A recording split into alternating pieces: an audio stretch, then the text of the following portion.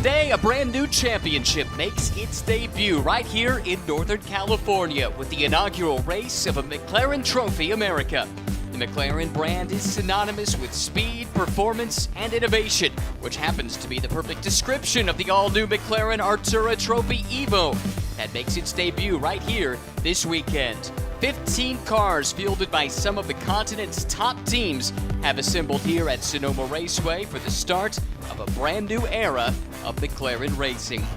Hello everyone, my name is Ryan Marine, thrilled to be here with you for the start of this brand new championship. Alongside shortly will be Rob Bell, champion racing driver and now McLaren Automotive sporting director. And it will be Amanda Busick down in the pit lane as well. It's a star-packed grid when we talk about the drivers. Tommy Pinto, the inaugural European Series champion. Eric Filgaris, who we saw there on the screen, a three-time SRO America champion. JCD, John Capestro-Dubets, who won a GT4 America championship last year. Andrew Davis, James Safronis. The list goes on, and we'll introduce you to new stars as well.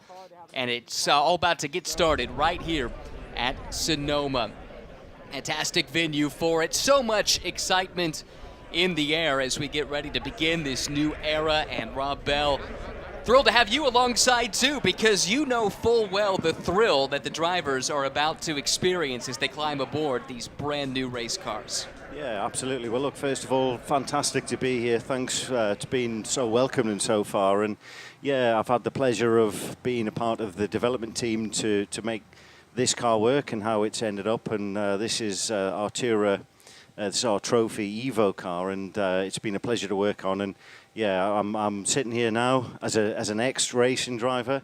Pretty jealous, I've got to be honest. I've never been to Sonoma, so just walking up the hill now, taking some things on board, looking at the circuit, and wow, what a beautiful day, great cars on the grid, and we're absolutely jealous and just thrilled to get going. Great for the guys out there. About to have a lot of fun over 50 minutes of racing. Well, you're new in your role. So too is Ian James. He's now the director of motorsport for McLaren, and he's standing by with our Amanda Busick. Absolutely, Ryan. It's an awesome, beautiful day here at Sonoma as we have an open grid for fans here of McLaren to take in this inaugural race on the American Series side of McLaren Trophy. And as you look at this pack grid, we were just talking about it off camera. What does this say about the commitment from McLaren? I think this speaks volumes for the commitment. This is our inaugural race here, of course, in the USA, but to have a grid size of 15 cars here, the teams, the customers, we couldn't ask for more. And I think the momentum that we've got, the questions that we've been asked about how can people come and join this, just goes to show it's going to go from strength to strength. So I couldn't be more excited. I saw you talking a little bit to James Safronis as he gets a kiss from his wife right behind us, but he has plans to grow out his outfit. What are the expectations on season one? Well, I think at the moment, what we're seeing at the moment, the feedback that we've had, everybody's super pumped about the car itself. The performance is great, but it's great for both the pros and the AM drivers as well. So I think James is testament to that, the work that he's been doing at the moment. And it just goes to show the potential that we've got. So I think, again, this is going to go from strength to strength.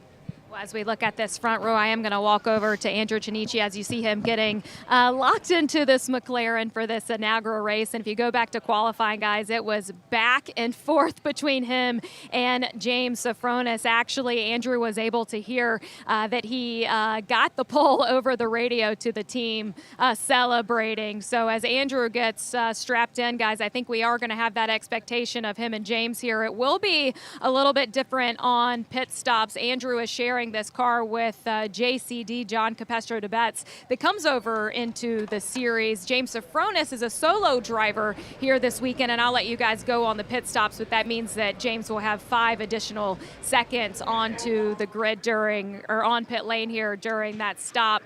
And as I reach in here to Andrew, I know that we talked about a little bit about the back and forth between you and James. What are your expectations of how this will go here in stint one? It's definitely going to be exciting. We're going to, the goal is to get a 1-2 for GMG. How it finishes, I'm sure we both care, but ultimately the goal is to get that 1-2 for GMG. Be pretty historic for the first McLaren Trophy race in America.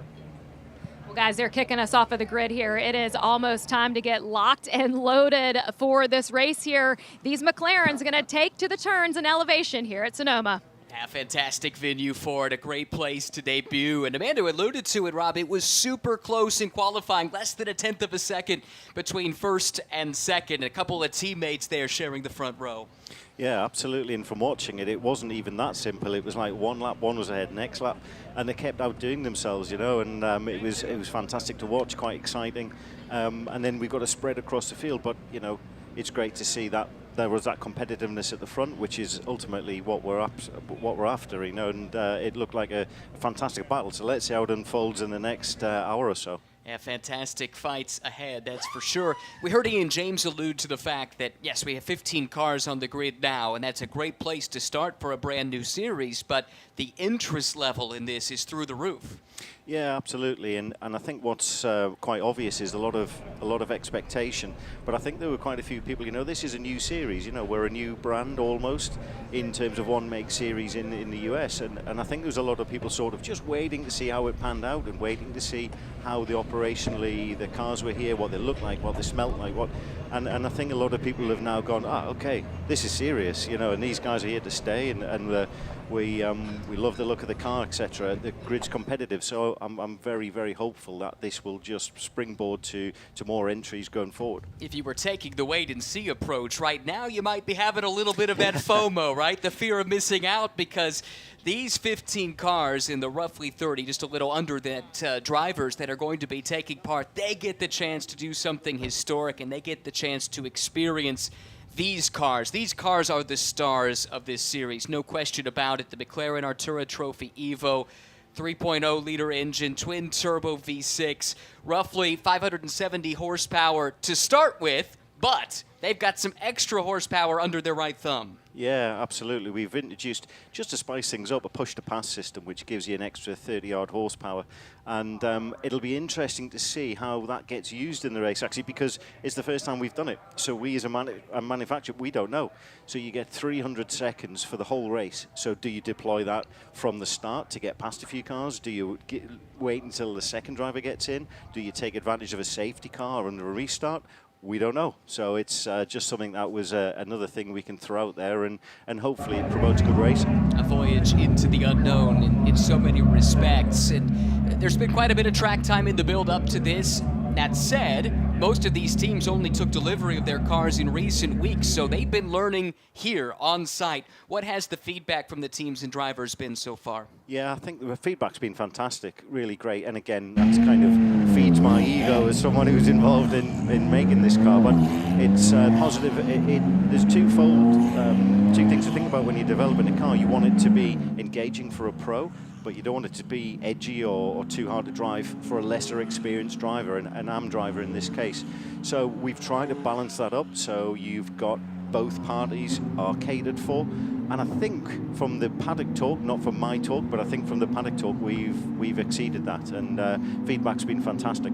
Cars rolling out on track for the first time in preparation for the inaugural running of this McLaren Trophy America Championship. It's not the first single-make series, though, for McLaren. There have been plenty over the years. In fact, a very similar one has been run over the past 2 years in Europe. Different car, now everyone's stepping up to the Evo spec, but based on what you've seen in the European Championship over the previous 2 seasons, well, we'll get your thoughts on that in a moment. First, we need to give the starting grid here, and Andrew Chinisi will lead the field to green next to James Safronis, the 2 GMG Racing teammates. It's James Lee and Colin Harrison, 3rd and 4th. John Dempsey, Alexandra Hayner, 5th and 6th. Tom Kopczynski, 7th. Cooper Brohl will start 8th. Jason Guzman and Denise Teoman will start 9th and 10th. Steve Sorbaro and Neil Langberg, 11th and 12th. Brandon Kreutz and George Lawrence, 13th and 14th.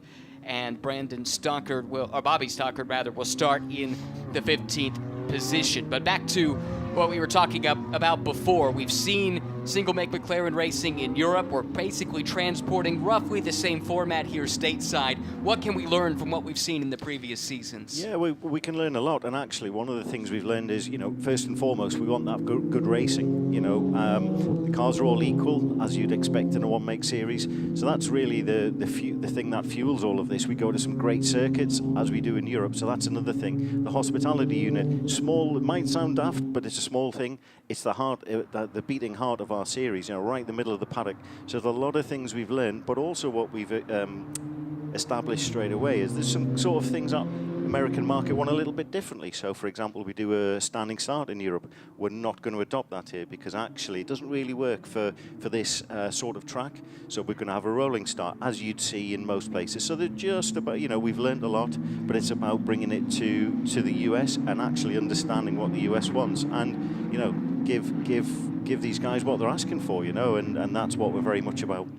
It is a 50-minute race that is upcoming. Now, only one formation lap was scheduled, and because of the tightness of the schedule, and the additional formation lap that you're seeing here, that's going to come with the clock already rolling. So the race stewards and race director electing to add that second formation lap because of the cool temperatures here in Northern California. Very prudent when everyone's all bunched together at the start, just to make sure everything is at the right operating temperature.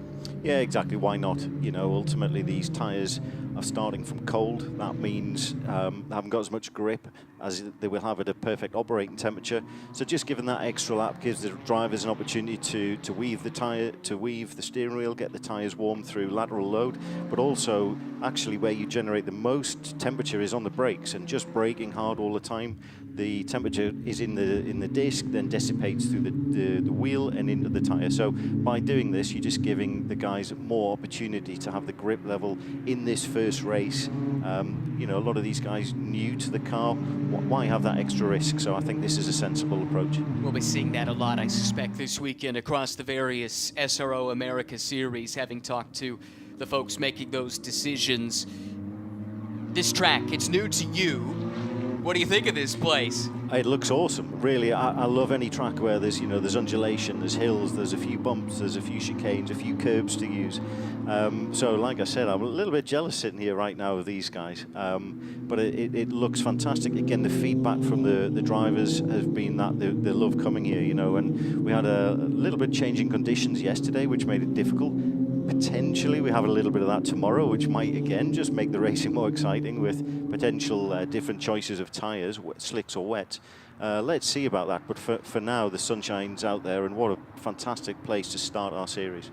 Lights are off on the safety car, which means we are now mere moments away from going green for the first time in the McLaren Trophy America Championship. There's the pace car making the dive to the pit lane. It's a 12-turn, 2.5-mile layout that's being utilized here at Sonoma Raceway. This is turn 11. Great passing opportunity into the hairpin. Then we have the left-handed kink that is turn 12, and just on the other side awaits the green flag.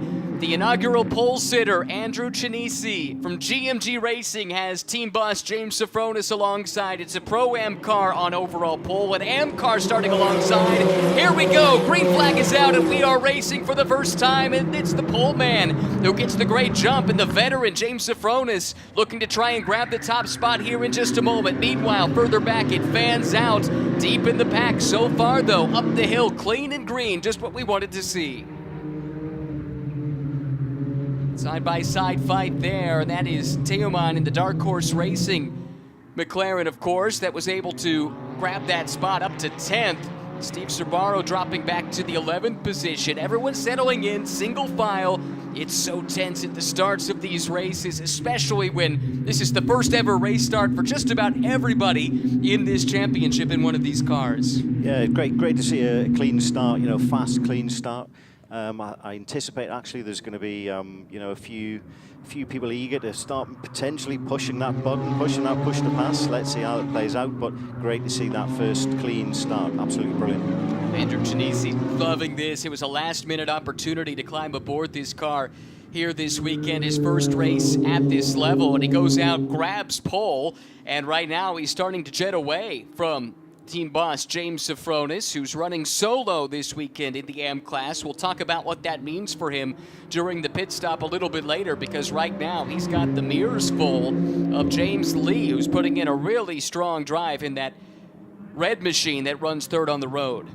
And actually you can see from the lights just underneath the main headlights there, when they flash, that means that their push to pass is active, so we can actually see when the drivers are using it, we can see the top three look like they're trying to get away here. Chinisi leads by 0.8 of a second. Sofronis, Lee, Harrison for Tech Sport here in this orange number 21 entry, currently 4th overall, 2nd in the AM class. 3 classes, of course, all using the same car. The difference is the driver lineup composition, and in the AM class, of note, you can elect to run solo, but you pay the price during the pit stop. You have to stay stationary for an additional 5 seconds. Harrison, though, off to a strong start, up into 4th. Now the 2 GMG cars starting to stretch out the advantage a little bit. As expected, the tires starting to come up to temp, and with that, the pace is picking up, with everyone just about turning in their best first sector this time through. It'll be interesting to see how this develops, because again, tyre management will come into this. You know, you've got to start with cold tyres. That means ultimately, do you make that choice of slightly lower tyre pressures, but that'll come into your play into your hands towards the end of the race, or do you go for a higher tyre pressure at the start to get that heat built in there earlier and get out in the lead? So again, a couple of things to play here. Talked about the limited testing that had been done in the build-up to this event. Do you think anyone's done a full 50-minute stint on some of these Pirellis in preparation? Yeah, I'd say there's probably a few who've done that. Maybe not as a 50-minute hit, but certainly in, you know, a 20-minute stint, then a 30-minute after, or with a driver change in between. So I think they've probably run the tyres, and the tyre. Look, we've done this in development. We know the tyres are good for a 50-minute stint, so there's no problem there. But actually, when you go racing and you're really, really pushing hard, that's when, if anything's on the edge, that's when you'll see, you know, a tyre drop off a cliff in terms of performance or not. So again, it depends. Do you push too hard at the beginning and then damage that tyre towards the end of the stint? Let's see. Indeed we will. Battle for second starting to heat up. This is James Sofronis, leader in the AM class. He has the Pro class leader hot on his heels, that very evocative paint scheme. I think if you've seen the movie Cars, you know exactly what this is harkening back to. But James driving with Casey Dennis, the team owner for RWE, and just when it looked like it might be James Lee on the attack, suddenly Sofronis has caught Chinisi at the front of this field, and he's brought Lee with him.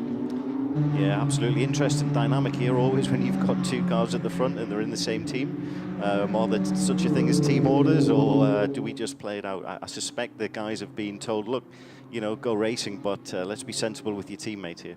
Sofronis forced to go ever so slightly on the defensive into the chicane to try and keep Lee behind.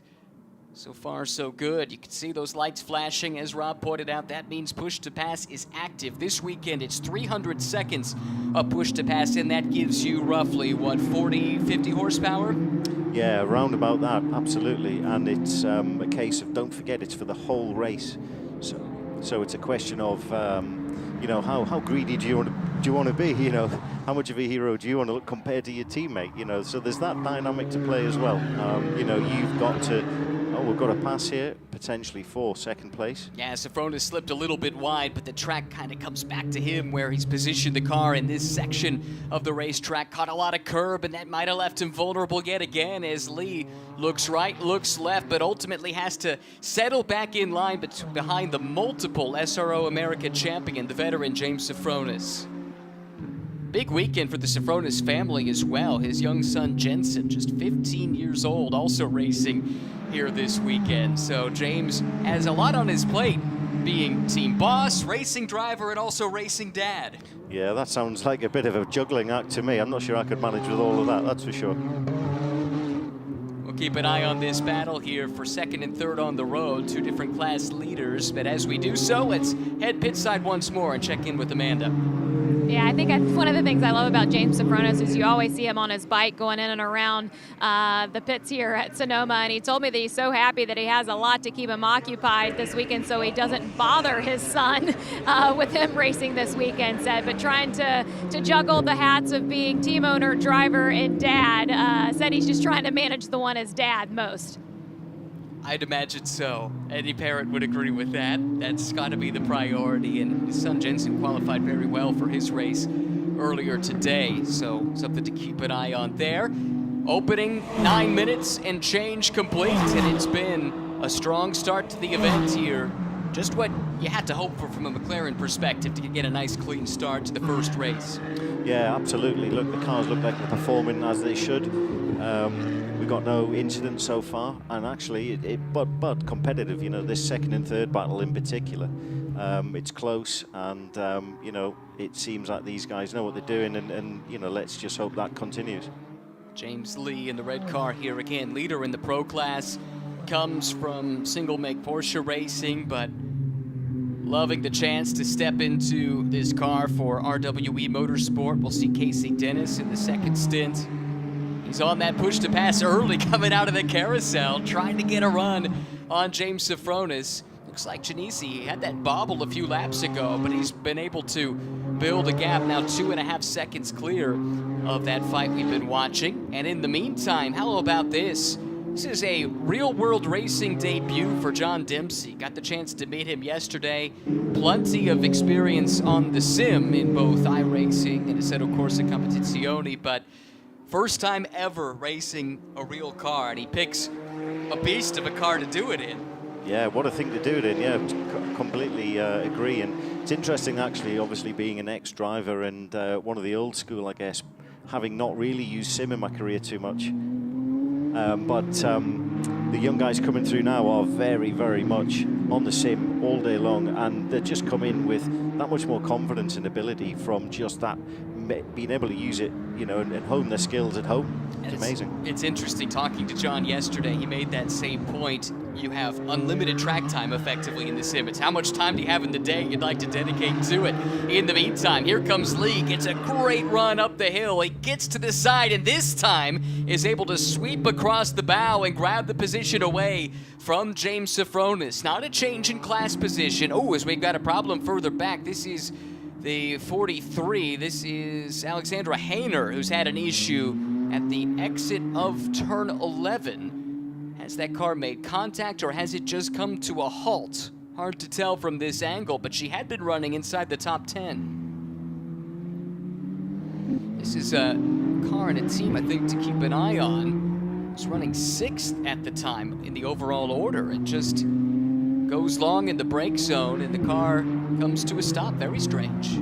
Yeah, that's a shame. We'll obviously have to see what that is, work that out. But obviously, no driver ever there, so we'll see what that was after the race, I guess.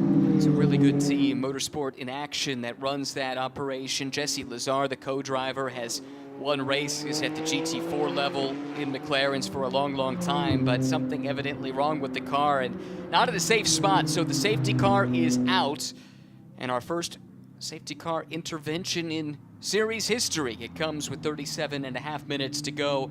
That will close all those gaps right back up, and James Lee's got to love this. This should give him a chance to fight for the overall lead. Yeah, it looked like James was really settling in there and actually finding his rhythm, and the car was coming to him clearly. So, you know, he's basically the winner here in terms of he was 3.2 seconds behind. Now he's 1 seconds behind. At the restart, he's going to have that opportunity to make the jump. So, yeah, never a great thing when you've built up a lead, and I know the feeling as a driver. You've kind of worked hard for that first 20-odd minutes, and then all of a sudden, no fault of your own, you've lost your lead, and you'll have to work hard to build that up and do it again. But from our point of view, that means we're going to have some close racing here.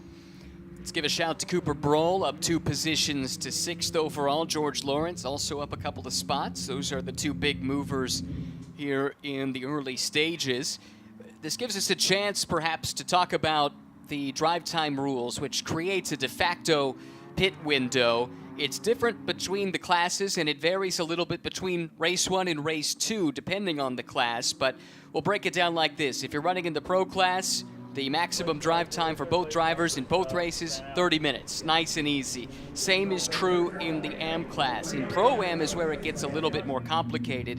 Your race 1 driver, pro driver, he can only run 20 minutes. Actually, it's the same for both across both races as well. If there were guest entries, that does shake things up a little bit. But effectively what that means is we'll see the pit stops for the driver changes starting after 20 to 30 minutes elapsed in the race, and inside that period is when the teams are going to have to make the call to the pit lane. Yeah, and ultimately what we're trying to do there is, in the Pro-Am class, it is very much about that AM driver getting the drive time. So it's, you know, he's got the lion's share of the stint.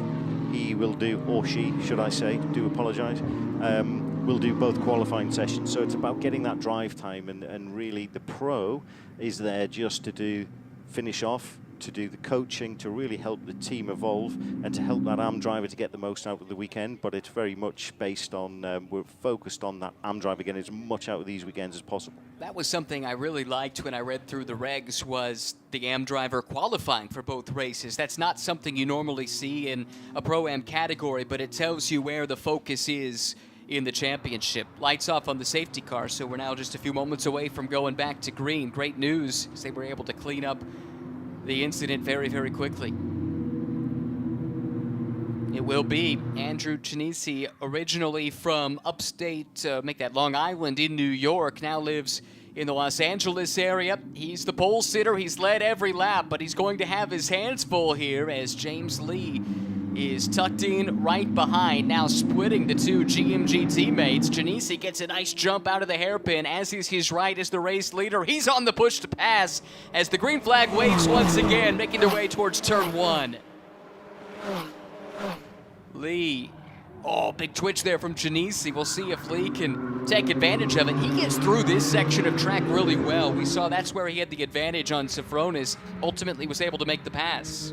Yeah, he seems to get a good drive out of that corner, really good line through there, and it gives him the opportunity to tack into the next section, which is potentially one of the best opportunities on the circuit.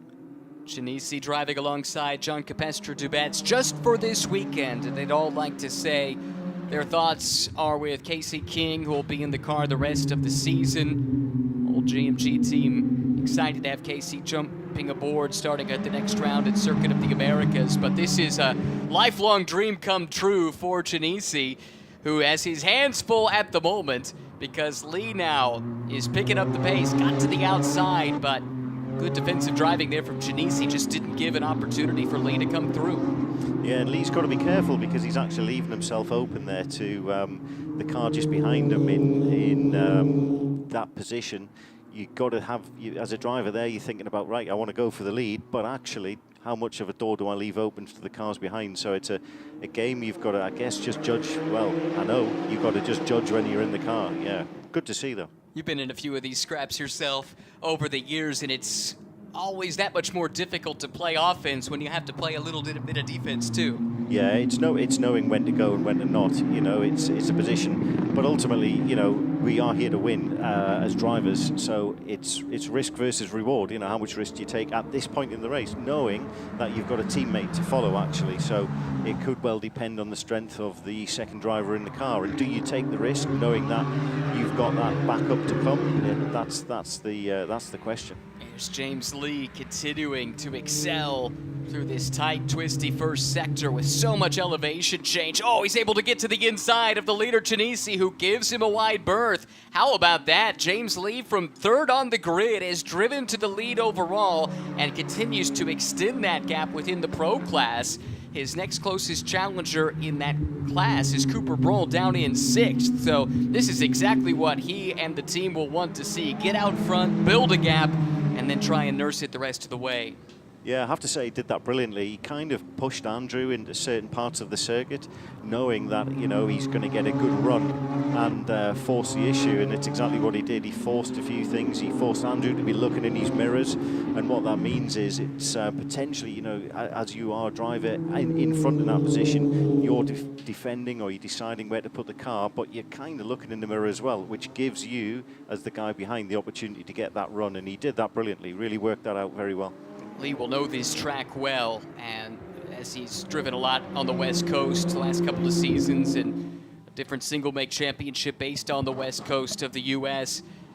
And this is a track with so many intricacies, even with the repave last year, which changed a lot. A lot of the established knowledge about the circuit kind of went out the window when they repaved the place for the first time in almost a quarter century last year. But even still, a track with this much elevation change has some nuance where track experience can pay huge dividends. Yeah, absolutely, and it's amazing, isn't it? Look, I've driven on circuits all over the years, and they constantly evolve. You're like a sort of living being, really, and you can put a new tarmac down, and the characteristic changes completely. But then that tarmac will evolve over time, and bumps will appear. So it's a sort of ever-moving goalpost. First, second, and third, all running within a second and a half of one another. Colin Harrison doing a really nice job. He is second in the AM class and not too far away from James Safronis for the lead in that class. Here comes Safronis, and we got a brief glimpse of the orange car just behind. That is Harrison, and behind him, really strong on debut for John Dempsey. Again, having not raced in the real world before this weekend. Very limited real world track experience. But he does have a very experienced driver in Andrew Davis, former Grand Am champion. He's won a lot of big races in his career. And that can help shorten the learning curve for a newcomer, to have someone who can bring 30-plus years of pro racing experience to the table. Yeah, absolutely. It's invaluable that, if you are inexperienced, how do you accelerate your learning process? And that's, bring someone in who's done it before, guys like myself. I was speaking to Andrew, actually, and we've made errors, we've made the mistakes. And if we're honest enough to just say, hey, look, we did that, but if you do it a different way, you'll have a better outcome. And ultimately, that will bring the learning curve, bring the time down, learn quicker and learn more, and that's what it's all about. We are effectively in that de facto pit stop window here, and the first pit caller from the Skip Barber Racing team is Cooper Brohl. We also see Steven Cerbaro from OMS making the choice to come in now. Cooper,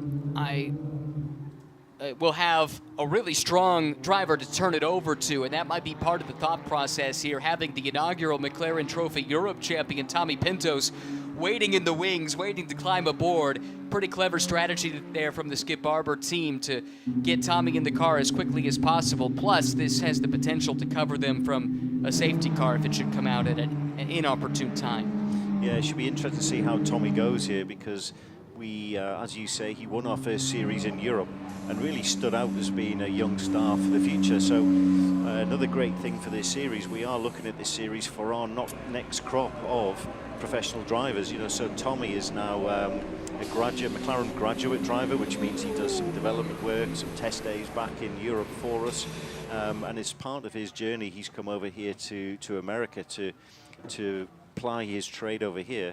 But it's really important to us that we get young drivers through the trophy series, and if they stand out, they will be, in front of the factory. We look at them, we will assess them, and as Tommy's proved, we'll take these guys on board, and these guys are stars of the future. So let's see how he comes through the field. That's part of the appeal of this championship. For some, this is a destination in and of itself, but for the aspiring young driver wanting to catch the eye of the McLaren factory, this is a chance to put your name in the spotlight. Yeah, absolutely.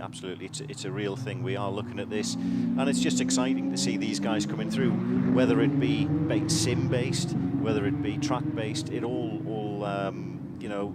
makes sense when these guys get on circuit here, and if they can punch the numbers and they catch the eye, then there is a career there.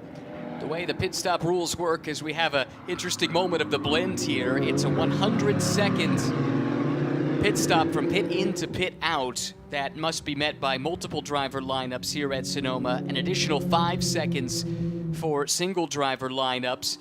So with a short lap like this, actually, you do take some risk. It's contrary to what I said earlier. There is some risk in pitting because there's a very good chance you end up losing a lap and the safety car could catch you out. But at some of the longer tracks we'll go to, like Circuit of the Americas up next, that actually could be the opposite, and that should be something to keep an eye on. But in the meantime, it's James Lee continuing to lead. He drove his way to the point, and it looks like they're going to continue to extend that stint as much as possible as we approach the halfway mark. Really strong drive from James Lee. We hear he's expected to come in, and indeed he does. The two GMG cars will stay on the track. But for now, James Lee will make that long trundle down the pit lane, and this is a lengthy pit lane here at Sonoma. Doing that at 50 clicks isn't any fun. Oh, it's painful. It's painful. You come in, your adrenaline's high, you've been racing, and then you've just got to sit at 50k, and it feels like it just goes on forever and ever. But of course, what you have to realise is it's the same for everyone. So that's that, you know, you can't get away from that fact. But at times, it just feels like you're crawling by. And here, actually, when you peel off into the pit lane, you then see your competition come past you. You know, it's a strange feeling. You just hope that it comes back to you when you're on the other side and you're out the pit. Great first in from James Lee. Casey Dennis is waiting to climb aboard, Amanda. That's right, Ryan, and I don't know if there's a fan favorite car here, but that Lightning McLaren livery is pretty special down here. I did hear from the team that it was a joint effort between Casey and James on picking that out. Right before the stint, as you see Casey getting belted in there, he was talking about that move that James did for the lead, and he said, no pressure on me. But if you go back earlier into the week, Casey's been pulling some mega laps around here at Sonoma, leading some of the practice times. As you said, it's a long pit lane here at Sonoma, but it's about 100 seconds that those drivers have to sit here before they get back onto the track for this pit stop. Tire pressures may have been adjusted, but nothing else much down here, Brian? Well, that's the sign of a good pit stop when you see the car sitting stationary. They're just counting down the time until they know they can release the car and not come in under the minimum. Interesting here, still a couple of laps to play with if they wanted to, but GMG electing to split their strategy a little bit, and James Safronis will take his poison now, and he'll have that additional 5 seconds that he'll have to stay in the pit lane because he's driving as a solo driver. Yeah, interesting to see the team electing to change tyre pressures as well. So you can't change tyre set in this series, you can't change the wheels, but you can alter or lower your tyre pressures. So as the race goes on, the stint goes on, the pressures build and you lose a little bit of performance. So the team jumping over the wall there and just electing to drop. It looked like just the rear pressure actually, so it might have been the rear of the car going off a little bit and electing to do that to hopefully, for those guys anyway, they will be hoping that that gives them a bit of a performance edge at least for the pit stop window, so they could be able to make a little bit of time up here. Big penalty just handed down to the father-son duo of Rob and Bob Stockard speeding in the pit lane. That will be a drive-through penalty for the Hooper Street Racing operation. Cool for them though, father and son, to get to share the car together. That has to be so special just in general, but to do it in a car like this one makes it that much more cool. Yeah, absolutely. I've seen that in a few places. I've seen brothers race together, father and son. What a fantastic thing to be able to do. Absolutely brilliant. Look here at Casey Dennis, who's immediately on it.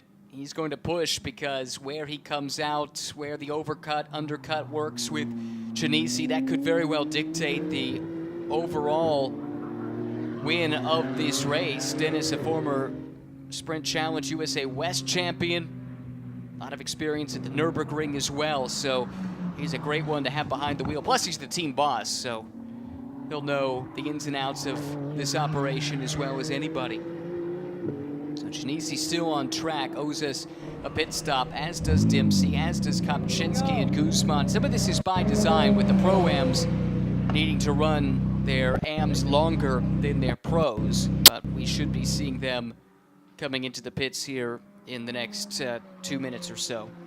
Yeah, so what I expect at the moment is it's a little bit, some cars pitted, some cars haven't. So actually in the next 3 or 4 laps, we're going to see actually where everyone's panned out. And then we'll be able to see who's got to get a wriggle on, who's got to make the charge to potentially get up through the places. So it's playing out quite nicely at this stage. For the rules makers, when they're putting those pit lane minimum times into place, you're factoring in, of course, the length it takes to drive through, but you also have to think about, for some of these teams and drivers that aren't used to driver changes, what is a comfortable time that you can do this in and still be safe, but have a competitive element too? Yeah, well, what you need to do is, I suppose, in this situation, you have to think about safety. So what you don't want to do is, if your pit stop window's too short, you could have inexperienced guys getting in the car, getting in a, you know, it's a situation where you've got to do your belts up quickly, and what we never want to do is have something which isn't 100% done correctly, therefore could be unsafe. So we give the guys plenty of time to take their time to make sure the belts, the hands device is all in place, and that is the key thing here. So it's a safety aspect of why we make these pit stops relatively long. Leader is in. This is Andrew Chinisi, the overall pole sitter who led the bulk of the race. We saw this car come through, effectively unlapping himself here. Colin Harrison having already taken his pit stop, and with the way the pit lane time loss is relative to a lap around this place, that's kind of the way that they all worked out. We also see Dempsey staying out on track, coming through to take the lead. But for Chinisi, what a cool opportunity. This came up very, very late to get to jump in alongside his friend, John Capestre Dubets. Chinisi, someone who wanted to go racing when he was younger. It didn't quite work out. There is JCD waiting to jump in, gives us a little wave. That's good to see. I like it, yeah, very good, very casual. Yeah, well, these two are just having so much fun here together, and I think this is the culmination of a lot of years of dreaming for Andrew, who did go through the Skip Barber program back in the late aughts, but he's been out of the cockpit basically since 2009 outside of some sim racing.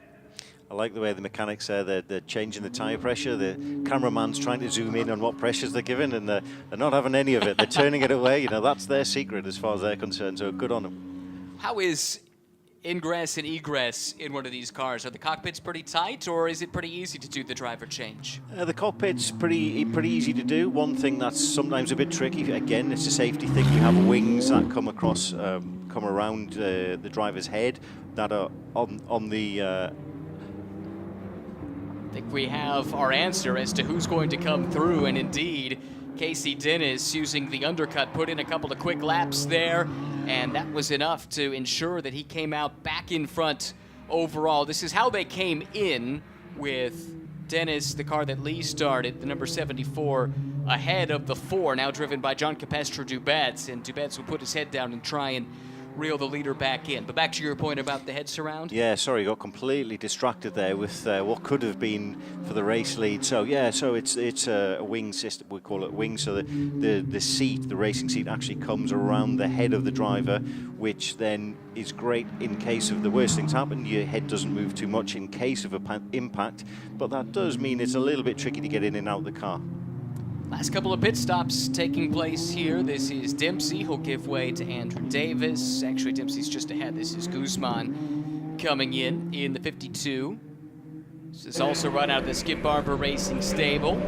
RWE, we've been talking about him a lot with Dennis and Lee, but this is their other car, and Dempsey had a great first professional racing stint. That was awesome to see.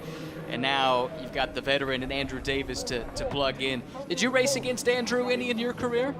Yeah, I believe we did, yeah. I didn't really know Andrew. In fact, first time I met him yesterday.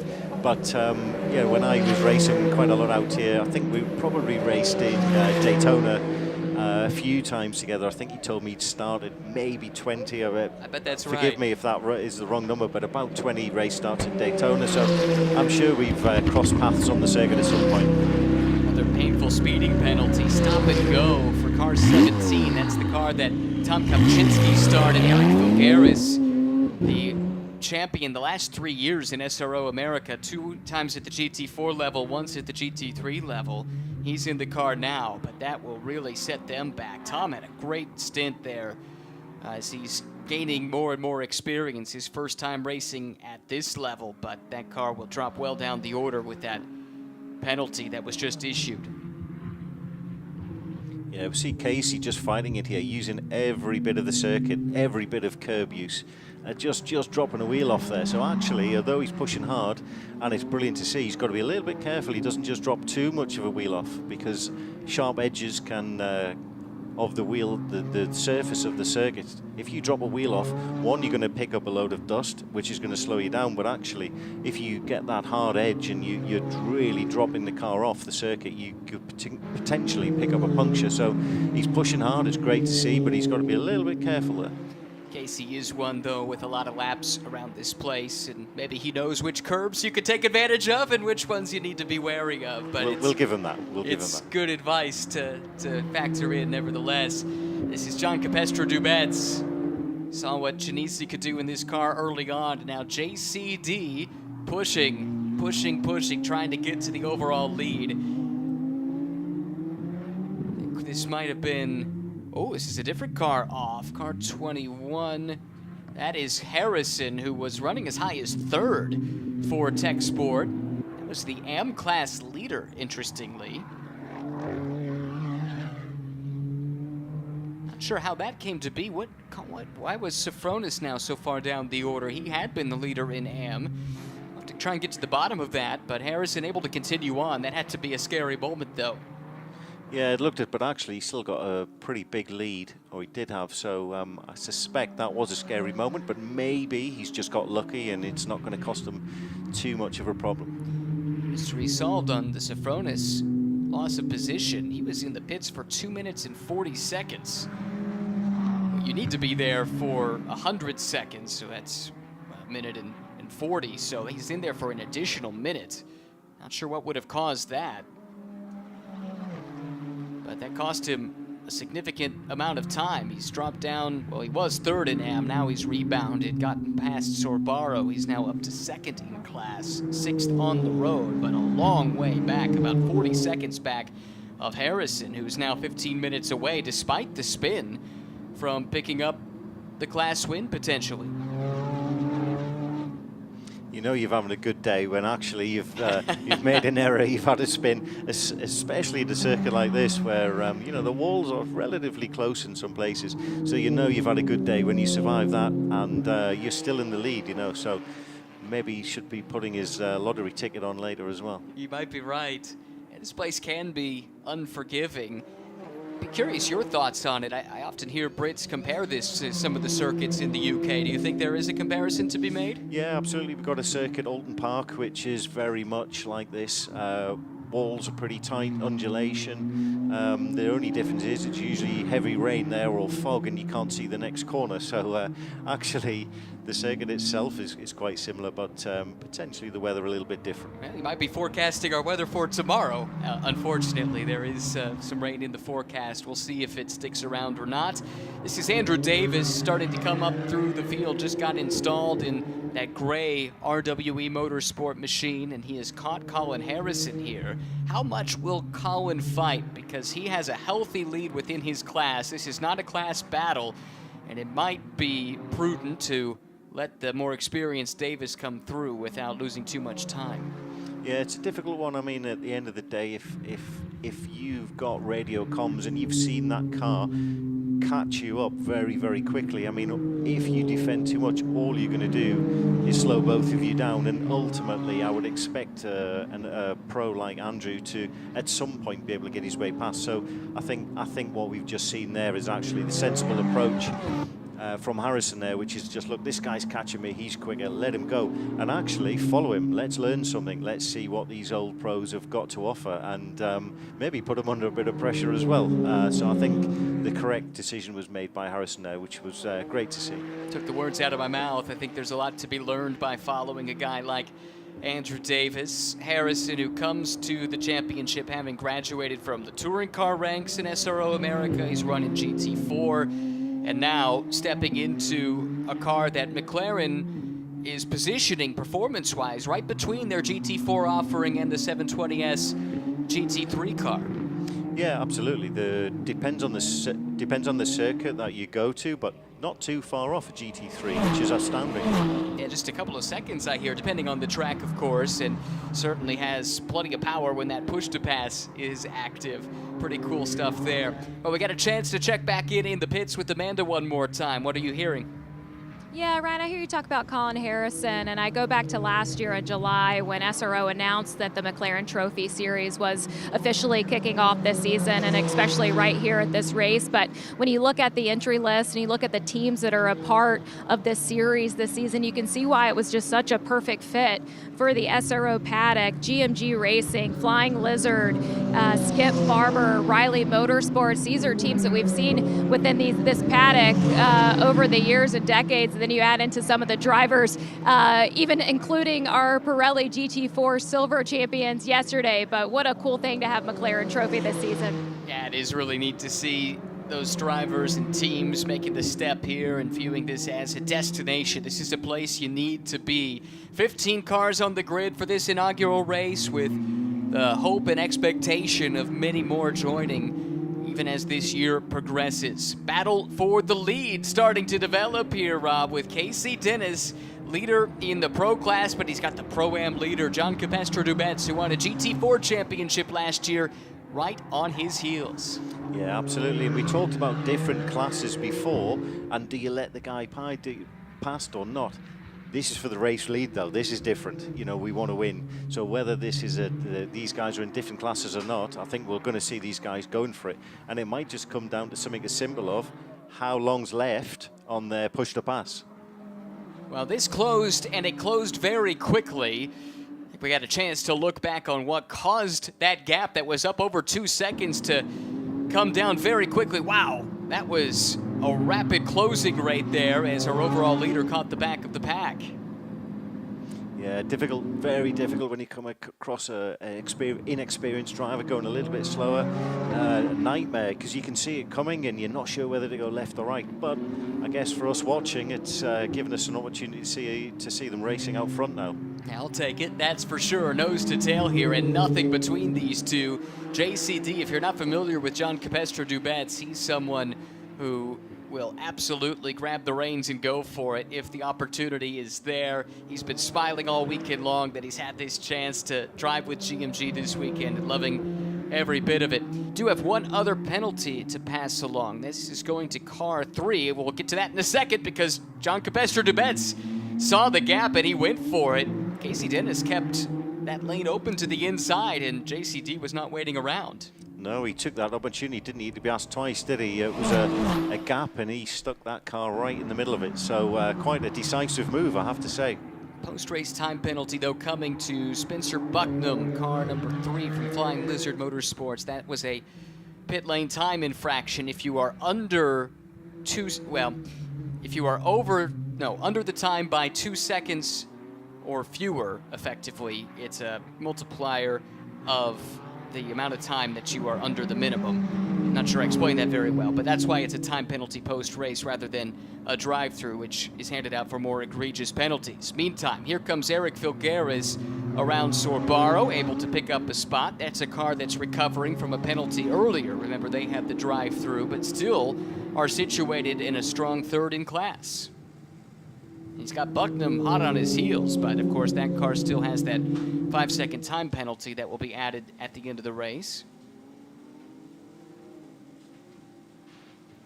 Cool livery on this car. Tom Kopczynski owns a couple of breweries in upstate New York. This one, Thin Man Brewery, and they've got a Buffalo Bills themed Pilsner, the Pils Mafia. If you're familiar with the Bills, you know that their fans are known as the Bills Mafia. So a little play on words there, and it's a fun livery. If you go look at it up close, they've got some depictions of people doing some silly things, which the Bills Mafia is known for doing in their tailgates before NFL games. Tom and Eric, they've been working together for a long time and have been looking forward to driving together for a long time. It finally works out to do so here this season. That coach-student relationship, that's so important. And when you've got someone that you click with, you just try and keep that relationship going year after year. That's what Tom and Eric have done. Yeah, it's a really interesting dynamic. You know, at the end of the day, what you're trying to establish is what does your less experienced driver, what does he need out of the car? And actually, one of the things with sharing a car with other people, always in GT racing especially, is it's You set the car up for the lap time, absolutely, and what you want, but you've also always got that sort of one eye on what does your teammate want, what does that less experienced driver want, because ultimately all pro drivers will be within a very small period of a very small window of timing. They'll all be very similar, within 2 or 3 tenths of each other. And actually the bigger factor here is the guys who've done less racing, the amateur drivers. You can, by coaching them or getting the car in the correct window for them, you could find 2 or 3 seconds over a race again. So it's actually a really interesting dynamic, and you've got to be a little bit you can't be too selfish. You've got to be thinking of the whole team as well, you know, because ultimately as a pro driver, that's your job, to put the team on top and to get that race win for your AM driver. Couple other penalties. It looks like the Filgaris car will have a minuscule time penalty at the end of the race, and I think Steven Sorbaro, the other, that will have a time penalty, currently down in 11th overall. Watching a couple of different classes overlapping here. This is the 7th place car on the road, with Cook coming through, making a pass on, I think, Stockard there, putting him another lap down. Good run from Cook to this point. Car that was started by Dennis Tillman from the Dark Horse Racing stable. Cook turning in some pretty good lap times at this stage. Just under 6 minutes left. John Capestro-Dubets leads by 2 seconds over Casey Dennis. Andrew Davis running a strong 3rd overall, but 2nd in the Pro-Am class. Dennis looks set to take the inaugural Pro Class win if things continue in a copacetic manner. That was a frightening moment there as Tommy Pintos continues to push. Yeah, that was brave. That was on the edge, that's for sure. And knowing Tommy, that's kind of how he drives. It's all or nothing. So I'm not surprised to see that. Little bit of the car on the edge there, and in the other side of the curve. He's caught Colin Harrison here for 4th on the road. He's trying to reel in Dennis for the Pro Class lead, but that's quite a ways ahead at this stage. So now it's just about where you stack up in the overall order. Pintos, of course, as we've talked about, inaugural champion of McLaren Trophy Europe a couple of years ago. Had a strong run, was, I think, 3rd in the championship last year with a different co-driver.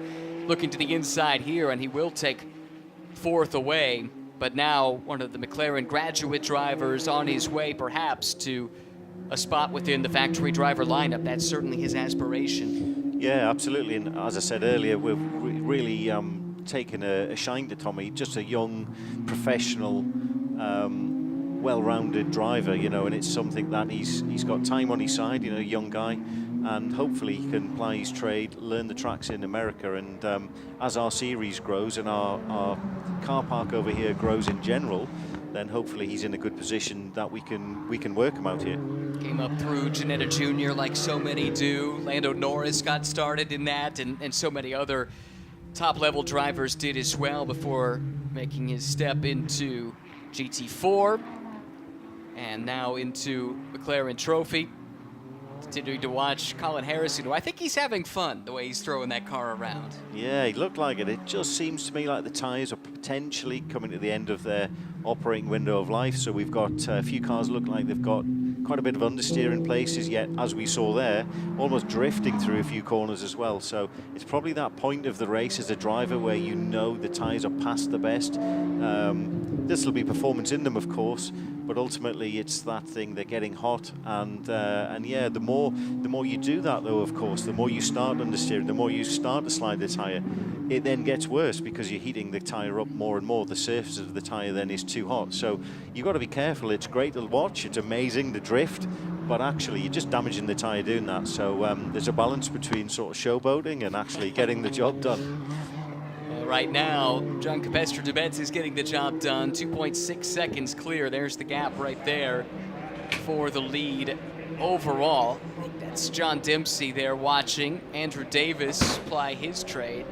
Currently third overall, 2nd in Pro-Am, but great performance here in the Pro Class from RWE Casey Dennis. RWE right now has 2 cars in the top 3 overall, so it's been an outstanding performance for them.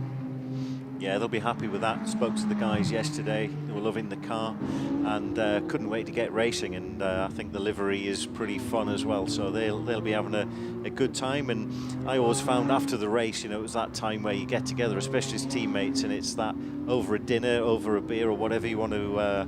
Whatever you want to be doing after, it's that camaraderie and that chat about what happened in the race. Oh, this, you know, I was sideways in this corner and I passed in this corner, and that's something that I always used to love, which is the after the race camaraderie. And in our race centre, we'll all be in there, and we'll make sure that we have there's great atmosphere in there, and will be people talking about this race and being the first one talking about it for a long time, hopefully. Yeah, it can be as much fun debriefing post-race and swapping your war stories as the race itself. John Capestro-Dubets, though, enjoying every moment of this. He's coming around, able to see the white flag this time by. How about this? This car sat on the overall pole thanks to a great qualifying effort from Andrew Janisi. And now JCD looking to finish the deal, but it hasn't come easy. It's been a great fight between the 4 and the 74. They've been 1-2 most of the race, but actually for the 74, James Lee's first stint, coming from 3rd on the grid, getting to the overall lead even before the pit stops. That was maybe the drive of the day. Yeah, I'd say so. He really worked hard for that. He really worked it out.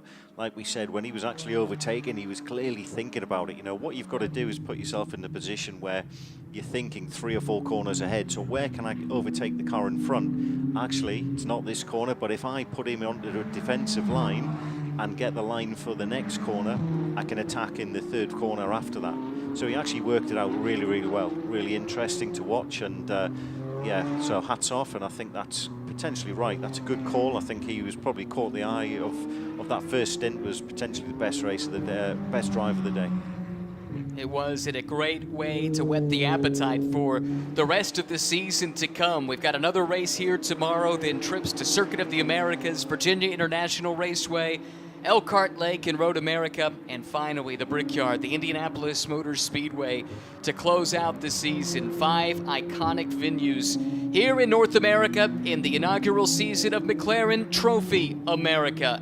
From pole position, GMG Racing with Andrew Janizzi and John Capestro-Dubets coming through the final corner, and inaugural victory goes to GMG, JCD, and Andrew Janisi. There he is with the phone out, celebrating victory at Sonoma Raceway. Casey Dennis comes home 2nd overall, but with the win in the pro class, and now we wait for Andrew Davis to complete the overall podium in 3rd spot.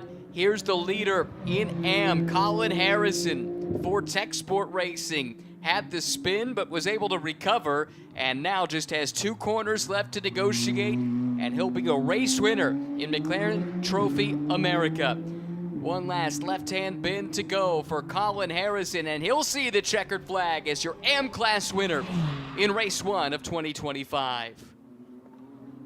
This battle is not done just yet. We've got Cook on the heels of Sofronis. This is for 2nd and 3rd in the AM class.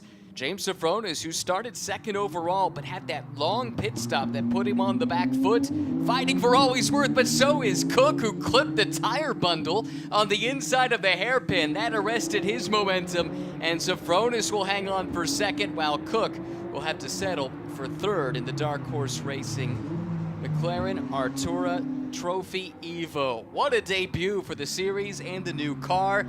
14 of the 15 starters make it to the finish, just 1 full course yellow. A fantastic start to a series with so much promise. Race results, provisional of course, pending post-race tech and some time penalties that are still getting factored in. But John Capestro-Dubets and GMG take the overall victory ahead of Casey Dennis, who wins in the pro class. Meanwhile, Andrew Davis, 2nd in Pro-Am, 3rd on the road. Then in AM, Colin Harrison, 4th overall, takes the win in class ahead of James Sofronis. And Cook in the number 5 car.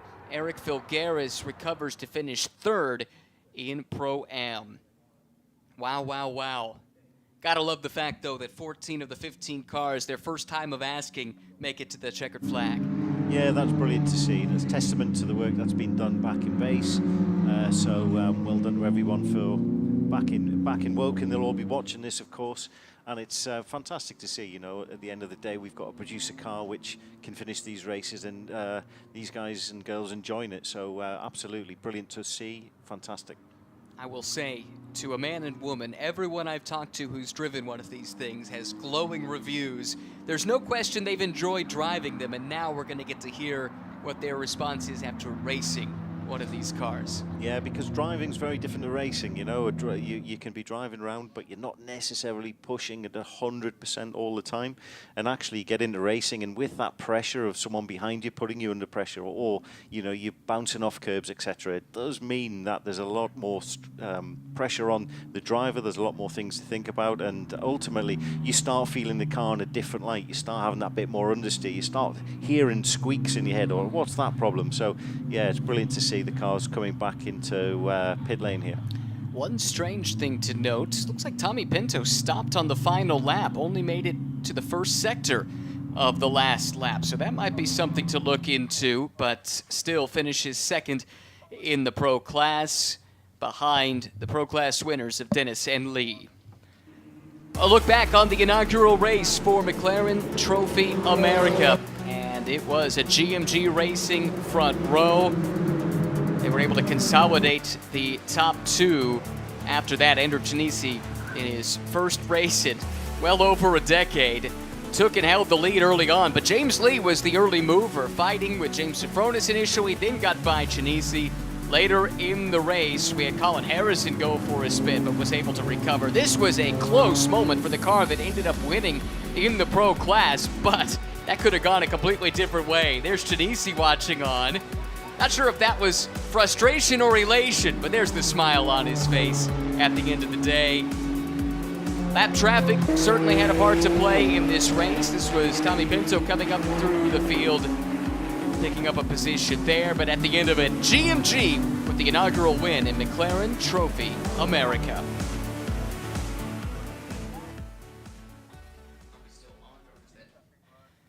Well, there's the cars in Parc Fermé. Drivers out of the car. That debrief you were talking about earlier, Rob, it's already starting. Lots of hand slapping and back slapping, plenty to smile about. Yeah, there'll be some elated people down there, but ultimately there'll be some disappointment as well, and lots of learnings. So let's see. They'll all be mixing after, and we'll find out more information. Exactly. Well, let's hear from some of the winners here today with Amanda down in Parc Fermé.